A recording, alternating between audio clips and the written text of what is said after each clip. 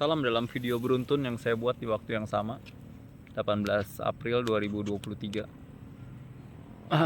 Pada kesempatan ini saya ingin membahas mengenai arah peradaban. Orang-orang hebat sudah lahir, besar, berkarya, menjadi cemerlang, maju, mati, selesai. Banyak orang sudah menjadi seperti itu. Saya bukan orang hebat. Saya hanyalah orang yang melihat kehebatan orang-orang di masa lalu dan orang-orang di masa ini. Saya tidak tahu untuk kemajuan di masa datang. Tapi apa yang saya lihat, pencemaran luar biasa, kriminalitas tinggi, terus kehidupan sosial buruk, hubungan antara manusianya buruk maksudnya, hubungan manusia dengan alam buruk, hubungan manusia dengan Tuhan, ya itu masing-masing orang punya pandangannya masing-masing. Ada yang ateis sebabnya, tapi ya minimal orang ateis punya Tuhan yang bernama otaknya itu loh ya. Jadi otaknya adalah Tuhannya sendiri, Tuhan bagi dirinya. Lalu hal-hal apa lagi yang hancur? Alam juga hancur ya, dengan pencemaran dan lain-lain lah. Lalu apalagi dunia-dunia seni budaya juga cenderung budaya-budaya yang bagi saya tidak tinggi lah, hanya mengagungkan hawa nafsu, seksualitas, tidak mengagungkan sesuatu yang agung. Bukankah manusia bisa disebut agung ketika dia membantu orang lain, memuliakan alam, maksudnya memuliakannya itu memelihara alam, bukan memuliakan dirinya sendiri saja.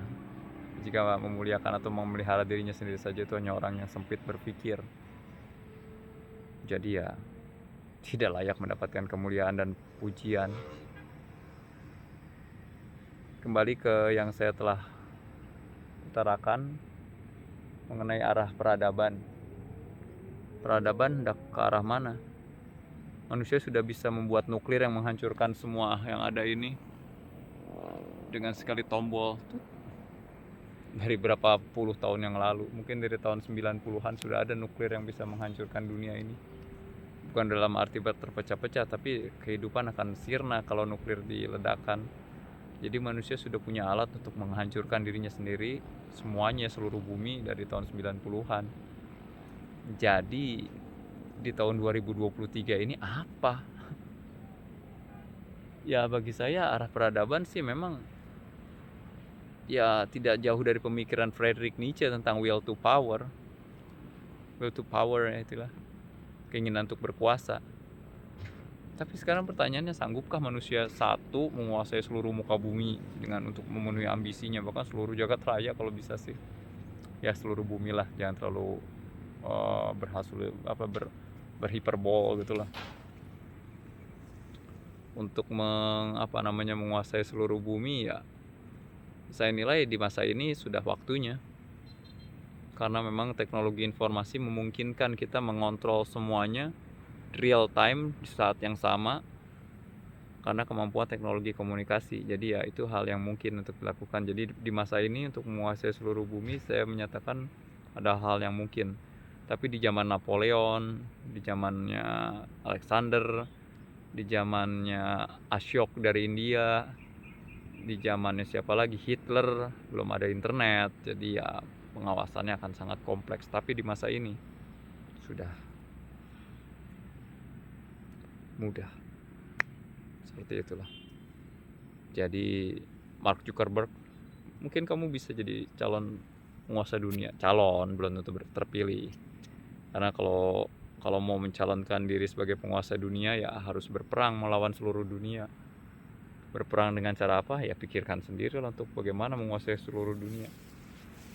Dan bahkan segila-gilanya saya pun sudah punya ide untuk menguasai dunia. Dan ya banyak orang berpikir cuma 2 hal untuk menguasai dunia, tapi mungkin 3 hal ya: politik, ekonomi, dan sosial budaya. Maksudnya budaya ya, termasuk pemikirannya di budaya itu ya. untuk menguasai dunia, 3 hal itulah. Mungkin ya ada yang menambahkan agama gitu, tapi ya dengan uang segala macam di masa ini harus butuh uang ya, jadi ekonomi lah menguasainya. Jadi uang punya pengaruh signifikan dan dominan. Lalu apalagi? Politik. Ya politik, kerjasama antar bangsa atau kompromi antar bangsa atau kerjasama antar pemimpin-pemimpin bangsa untuk menguasai seluruh dunia. Tapi itu kan harus terjadi yang namanya oligarki, tidak bisa monopoli. Jadi pemimpinan majemuk, tidak bisa pemimpinan tunggal. Jadi agak tidak masuk akal untuk menyebutkan kepemimpinan yang banyak itu. Sebab setiap orang akan ambisius untuk menjadi pemimpin tunggal. Jadi arah peradaban saya nilai ya akan menuju kepada arah pemimpin tunggal. Catat, ini tanggal 18 April 2023 saya menyatakan hal ini, walaupun pemikirannya sudah sebelum-sebelumnya saya miliki dan apa disebutnya ya, baru saya upload videonya sekarang, itu dia. Jadi bagi kalian yang ambisius, ingin punya mimpi yang sangat tinggi, saya memberikan kalian mimpi untuk menguasai seluruh muka bumi. Karena sekarang zamannya sudah mungkin untuk melakukan hal itu. Karena teknologi informasi memungkinkan hal itu. Jadi tidak usah merasa takut-takut atau merasa minder atau merasa tidak mungkin lagi. Sekarang sudah bukan mungkin lagi, sudah bisa. Cuman caranya itu kalian harus ramu sendiri. Dan saya sendiri sebagai orang yang menyatakan hal ini pun sudah memiliki ide untuk hal itu. Jadi kemenangan saya sudah memulai dari jauh-jauh waktu sebelum kalian mungkin yang ingin menguasai seluruh muka bumi. Kenapa ide ini saya sebut ide lama? Saya menyebut ide ini ide lama ya. Karena dari zaman purba pun semua manusia ingin berkuasa. Dari zaman Alexander the Great, Alexander the Murder kata teman saya sih, dia pembunuh, pembantai massal. Terus zaman Napoleon dari Prancis, terus zamannya Firaun mungkin di zaman purba. Ya bahkan bangsa Israel pun jika mungkin ya bisa jadi penguasa dunia di masa itu jika terus berinvasi dari zaman Daud, Sulaiman, dan selanjutnya Solomon dan selanjutnya. Tapi ya tahtanya tidak terus-menerus gemilang, malah mengalami kehancuran. Tapi ya bangsa Yahudi di masa sekarang, di masa ini adalah bangsa terhebat di muka bumi. Jadi ya mereka lah yang memegang kartu perubahan peradaban. Tapi ya tetap saja mereka pun harus menyadari bahwa peradaban yang ada sekarang ya peradaban yang tidak membuat mereka menang 100%. Orang-orang di beberapa penjuru dunia tidak peduli dengan orang Yahudi dan tidak menurut. Lalu apalagi? Orang-orang di mana lagi ya? Orang-orang Islam tidak menurut keinginan bangsa Yahudi. Jadi kemenangan bangsa Yahudi sebagai bangsa termulia atau bukan termulia, terkuat di muka bumi sekarang ini tidak 100% gitulah, tidak total gitu. Paling hanya 80 atau 70% lah. Mereka menguasai ekonomi, politik, sama sosial budaya lah, paling sama budaya ya.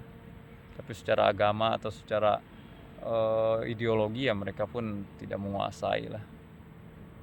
Lalu apalagi yang bisa saya katakan?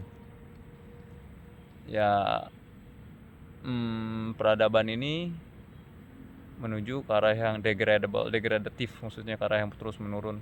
Moral manusia pun terus menurun. Sudah waktunya ada pembaruan. Dan saya menunggu bagi rekan-rekan yang ingin melakukan pembaruan secara moral, karena ternyata agama yang sudah ada sejak zaman dahulu pun di zaman sekarang sudah ditindas oleh kedikjayaan teknologi, sains, lalu ditindas oleh budaya yang ada sekarang. Jadi agama tidak berdaya. Siapa yang bisa mengatur tingkah laku manusia? Agamakah? Tidak. Sampai saat ini saya berpikir ternyata agama hanya menjadi alat manusia untuk menunjukkan dirinya supaya disebut suci, supaya disebut baik, supaya disebut berakhlak atau berkelakuan baik. Hanya seperti itu. Tapi untuk yang melampaui hal itu saya belum menemukan. Padahal agama kan harusnya menyajikan hal yang seperti itu, untuk menyatakan bahwa seorang manusia itu melampaui keinginannya untuk dipuji, untuk disebut baik, dan yang lain-lainnya. Tapi ya nyatanya hanya sebatas itu sajalah. Agama pun harus ditindas oleh kemajuan teknologi. Jadi peradaban ini menuju ke arah pemujaan diri sendiri tentunya, pemujaan individu. Individu yang bisa membuat dirinya dipuja oleh orang lain, itulah individu yang terhebat.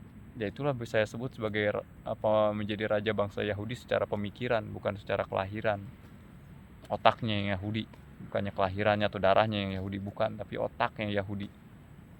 Dan saya katakan bahwa Yahudi itu artinya adalah orang yang dipilih Tuhan untuk memiliki kemampuan di atas manusia lain secara rata-rata. Jadi di atas rata-rata mereka itu. Itulah orang Yahudi berdasarkan pemikiran. Jadi orang yang direstui Tuhan untuk memiliki kemampuan yang lebih hebat dibandingkan manusia rata-rata, apalagi manusia yang di bawahnya lagi. Jadi orang ini akan cenderung menguasai orang lain, bahkan hidup orang lain ya. Oke, arah peradaban zaman ini sudah siap untuk diperintah oleh satu orang. Dan saya menantang bagi setiap orang untuk berlomba. Saya pun berlomba ke arah situ, karena tidak ada pilihan lain. Jika ada pilihan lain, saya memilih jadi petani, mengasingkan diri, mungkin menikah, tapi itu tidak menjadi pilihan. Jadi saya ikut berlomba. Mari kita berlomba dengan fair. Walaupun saya sebetulnya curi start, karena saya lebih tahu lebih duluan. Dan jika ada yang mau ikut bersama saya, dengan ide yang ada di kepala saya, mari kita berjalan bersama. Tapi jika tidak, kita bertempur nanti di medan perang. Perang untuk mencapai posisi raja bangsa Yahudi.